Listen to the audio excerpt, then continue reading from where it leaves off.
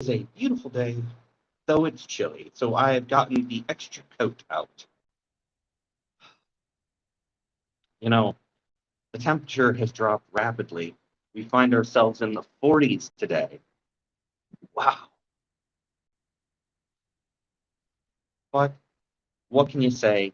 Uh, Yesterday was the first day of fall, and today it definitely feels like it with this wonderful, chilly, more than chilly air. It's awesome. I like it. A quick visual descriptor: I have long brown hair, glasses, a black shirt, a black coat, silver bracelet, coffee mug in hand. We have some trees behind me, and we are here in the public park space near the river. Get yourself coffee, tea, whatever it may be, whatever gets your day going, whatever it is that you need. And on such a chilly day, I'm quite happy that I have a hot cup of coffee. Mm. Though the cold air is just taking that heat right away. It's borrowing the warmth and spreading it out. It's kind of awesome the way nature acts, the way the world acts. But what about us? What about how we act? Now, nature doesn't need permission to borrow the heat from you or your coffee or to change its shape or form. It merely needs everything to be right. And if everything is right for the change occurs.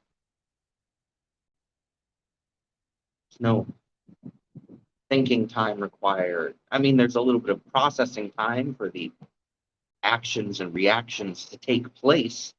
But what about your actions? What about what you're doing? What about what you're thinking? What about how you're proceeding forward? Oftentimes we find that we need permission.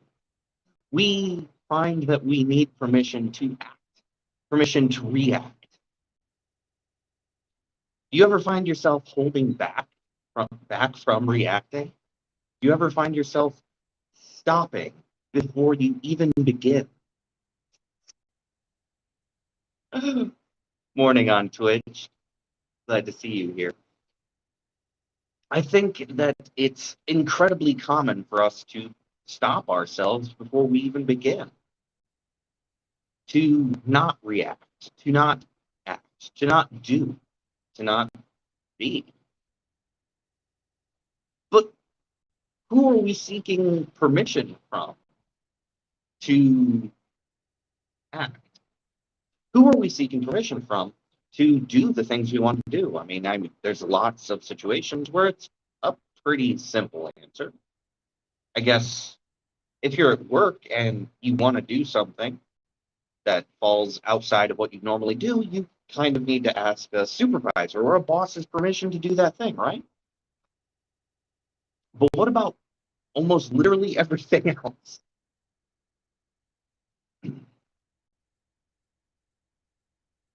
We do learn as we develop a certain structure and a certain hierarchy and a certain set of rules by how we're supposed to proceed forward in life. But when you get to a certain age or a certain level of independence, a lot of those rules are now yours to make. But how long does it take before you realize? How long does it take before you start making your own rules? It's an interesting idea. There's been someone for the majority of your young life to reinforce when you're supposed to go to bed and what you're supposed to eat and what are you doing with your day. But that's not the entirety of life. And that's not our experience for the remainder of our lives. Sure, we go out, we get jobs, we go to universities, And sure, we have bills and things. They all fall on schedules. But for a portion of us, I mean, we're the ones choosing our jobs. So we're choosing which schedule we want to follow. We're choosing which classes to take at universities and colleges. So we're choosing a schedule to follow. We're choosing these things. And now with all these different ways to electronically pay, sometimes we're even choosing when we want to pay our bills. That's a wild concept. But are you choosing other things in your life? Are you choosing what your day looks like, what your schedule looks like? Are you choosing whether or not something is appropriate? Are you giving yourself permission to enact your own design for life?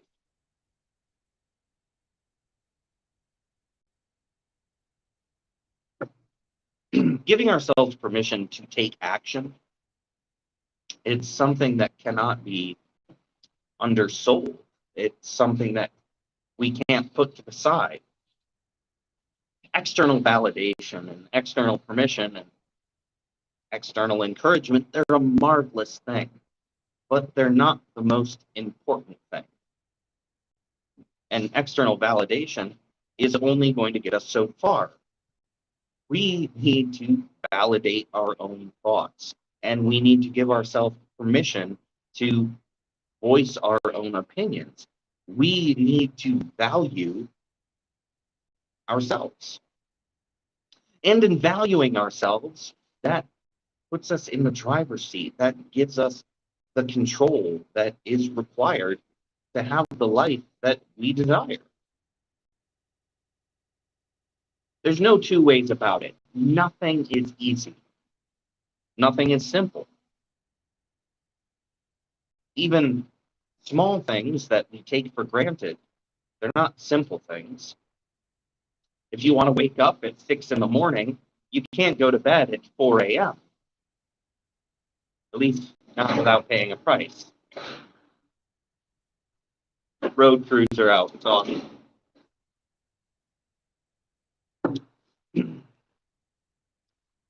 But that's another portion of the permissions we give ourselves. If you give yourself permission to stay up until 4 in the morning, knowing you have to get up at 6, well, then you're also giving yourself permission to not necessarily feel great the next day. So sometimes we give ourselves permission to do poorly, and that's actually okay also, because it's something that you decide. These decisions, all decisions that we make in our lives, are important because they're important to us. And again, that's not a small thing.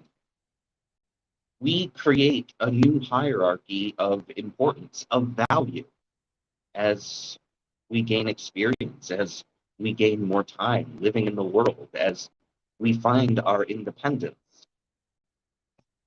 It can also be said that there are many people who go well into adulthood without establishing that independence, sticking to a set of rules and guidelines that were given to them, and always feeling like they don't have permission to break away from those things, even when it's not working, even when it doesn't feel like it fits. That's really the biggest thing I have to put forward to say. Sometimes things don't fit, but we think it's how it's supposed to be.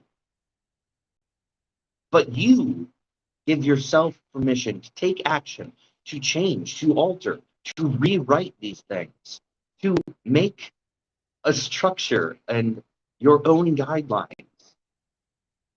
to make your own rules in life, to find your values and your path and what is meaningful to you. And for anyone out there right now who just needs permission to give themselves permission, you have the permission in your hands. You have the ability and the entire capacity to take hold.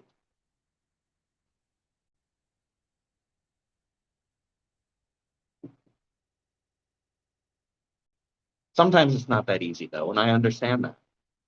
So if you're someone who's struggling right now with being able to get over that barrier, start with something small. Maybe something that you've been doing for so long that you don't realize that it wasn't your idea to begin with.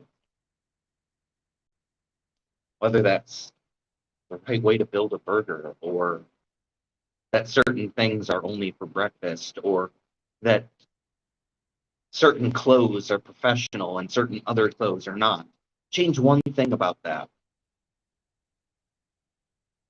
Put on a t-shirt with your blazer. Try one little thing. Break down that objective wall to you creating your own guidelines, one small piece at a time. Someone says that a certain thing is wrong, but you don't understand why it's wrong, then just ask the question, why is this wrong? I'm not supposed to have tattoos at work. Why not? There's lots of ways that we can approach this. You're not supposed to mix cartoonish elements with realistic elements in art. Well, why not?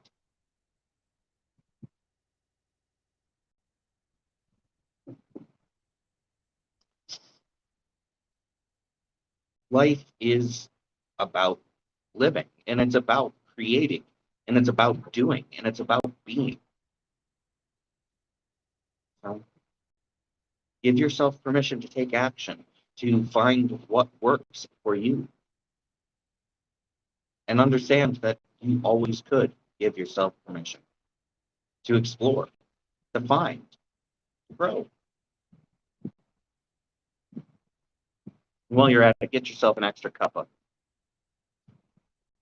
coffee, tea, whatever it may be. You deserve one. Now, right before I talk about my last topic of the day, I would like to remind you all that starting next week, these videos are only going to be coming out on Wednesdays and Saturdays, or at least the videos and live streams are only going to be on Wednesdays and Saturdays.